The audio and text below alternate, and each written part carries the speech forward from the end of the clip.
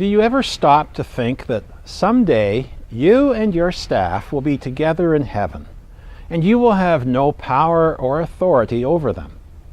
They will not be obligated to you, in fear of you, or in any way bound to you as a leader. Does that have implications for how you lead your staff now? It should.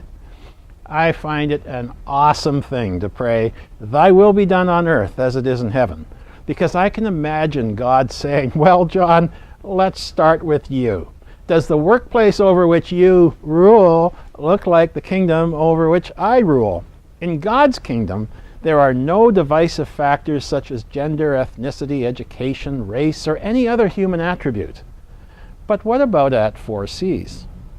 As leaders, we need to remember that we have the power and authority to ensure that the organization we lead exemplifies God's will.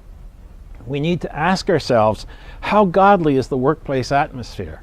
And how godly are our relationships with other ministries, suppliers, and our boards?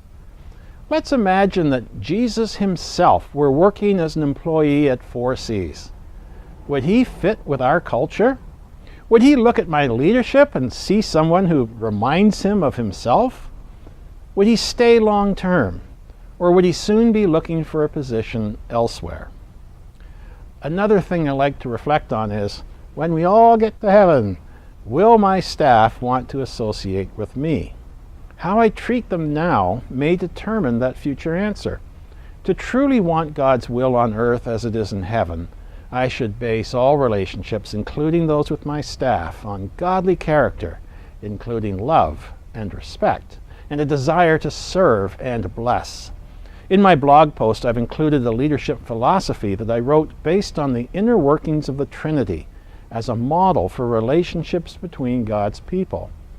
God's beautiful plan for human interactions is one of synergy, and the CEO's rule is part of this plan for the team.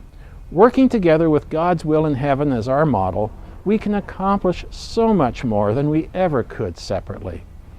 Pray the Lord's Prayer for your ministry, remembering that the best way to honor Jesus is to allow God's rule to govern your life, and in turn for your rule in your organization to exemplify God's rule and life in the kingdom.